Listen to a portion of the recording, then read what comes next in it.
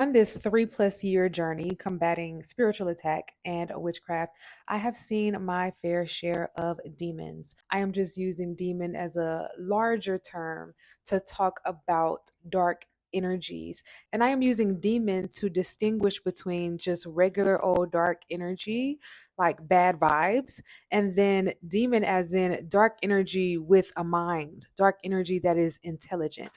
That is what a demon is. A demon is a dark energy that has the ability to shapeshift, to speak to you, to mess with your mind, to cause bodily illnesses, mental illnesses, etc. The truth is, demons are the mastermind or the puppeteer of those other energies that we would just say, oh, that's bad vibes, like jealousy, envy, evil eye.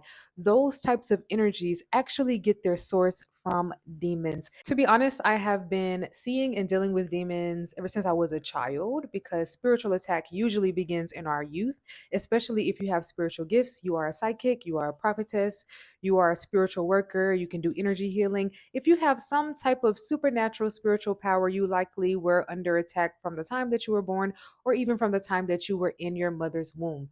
So, one of my first encounters with demonic activity was actually when I was a child, when I was in maybe elementary school. I remember getting down on my knees to pray before bed. When I went to sleep that night, would you guess what I encountered?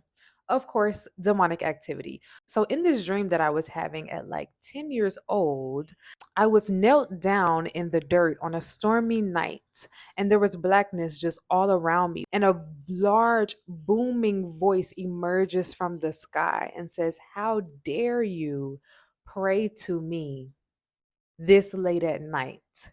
For the longest time after that, I did not pray at night. That is how demons work. They strive to put you in a fearful enough state to where you no longer feel comfortable engaging in your spiritual practices. If you can sense the energy around you with like a sixth sense, then you are clairsentient. Google what it means if you aren't familiar, but I am clairsentient. So I've been able to tune into demonic energies that have been on the ceiling, in corners, behind doors, etc. So just as a side note, make sure that you're cleansing those corners and you're doing spiritual sprays to cleanse the ceilings and you're wiping down your doors, and because demonic activity like to be in those places. Perhaps one of my more horrifying encounters with a demon was when I was bitten by one. And I mean bitten in the physical. There are some people who wake up with bruises on them and scratches and things like that because the demonic activity around them has gotten so heavy that that negative energy has shifted from the spiritual into the physical. And so when I first began to understand that I was being actively cursed by someone very close to me, if you aren't familiar with my story, please check out my early videos. But around that time that I discovered it, I went into an extreme state of paranoia. I first saw the demon on my pantry. When I first moved into my apartment, I wiped down all of the pantries. When the water dried, a huge looming shadow remained. I was really thinking that I was just losing my shit, right? Until it began to show up in my house and open my doors. And then it bit me. And once it bit me, I knew I had to get the hell out of that apartment. If you are in a similar situation where you are dealing with that level of demonic activity, I really don't suggest moving per se. I moved at the time because I didn't know what else to do. There are other things that you can do. If you really need this information, please book a personal reading or consultation where we could talk about this directly. And the reason why I don't recommend moving is because those things will follow you. If it has gotten that close to you where it is able to physically violate you in some way, it will follow you. It will know where you are. The practitioner who taught me the banishing ritual told me that if I felt that it was following me, I should walk into the house backwards. And so I did exactly as he told me. And when I walked into the house backwards, I began cleaning up some things in my living room, and I literally saw the entity, I saw the demon walk around the house twice. I saw it. It wore a hat. I can laugh about this now because I'm like, what type of fucking demon wears a hat, y'all? But it was wearing a hat. Walking into a place backwards really is a good method to shake certain energies off of you.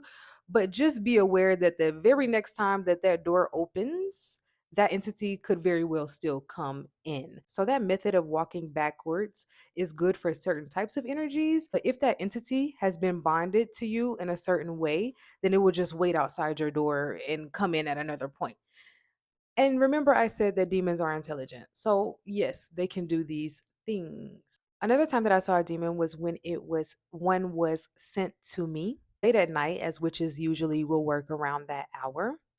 And I woke up out of my sleep very suddenly, and I could feel a presence sitting in the chair behind where I was sleeping. By that time, I had had so many demons sent to me, I just began asking, who is here? What is in my presence? And when I would ask that question, I would close my eyes and see with my spiritual eyes, with my third eye, what the energy looked like. Not only was I able to see the energy, I could smell it. And I remember asking God, what is here? And it essentially said, this is the spirit of gluttony. This is the spirit of excess because our spiritual gifts come from a heavenly source. We need to be in a heavenly vibration in order to fully access those gifts. And so, one of the main things that it was targeting was anything that would put me in a low vibrational state and separate me from my spiritual gifts. And so, there is a spirit attached to many, many, many, many different things. There are demons attached to sicknesses. There are demons attached to tooth decay. There are demons attached to mucus. There are demons attached to many different elements of destitution or deprivation or darkness of some sort that we can experience in our day to day life. With all of this being said, here are some tips for dealing with demonic energies. For one, understand that light will always drive out darkness. As in, don't fight dark magic with dark magic. That's just my personal opinion. Tip number two is to always have a prayer ready on your tongue. Having a prayer ready on your tongue will begin to shift that energy out. You can work with prayers that are already formed, like Psalms, like the Lord's Prayer, and things like that. But if you know how to really, really pray in the spirit, I'm talking about my Baptist people, my prophets, those old timey church going prayers where you start speaking in tongues and everything. If you can pray like that, pray like that. Tip number three is to keep your house both physically and spiritually clean. Even if you don't know how to spiritually clean, keeping your house physically clean will also do a lot to mediate those energies because those types of energies, they love dirtiness. They say that cleanliness is next to godliness. It is a saying that is very true because clean energies of high vibrations will not show up to a dirty place. Filth. And when you are working with light spirits, one of the main things that will block them is dirt, clutter, dust, things like that. Because when you're dealing with dusty and dank and damp, you are creating a space that is more conducive to low vibrational entities rather than high vibrational entities.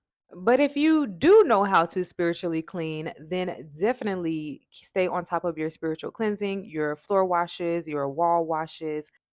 My last tip, and maybe one of the most important ones, is that you need to always maintain your composure. When you are dealing with demonic activity, you must maintain your composure because the moment that you begin to feel nervous, wired, paranoid, angry, scared, any of those feelings that are low vibrational is going to open up your entire aura to that thing. And once your aura is opened up, it's going to latch onto you. And once it latches onto you, it is going to strive to continue to weaken, weaken, and weaken more your auric field until it manifests as a physical presence in your life.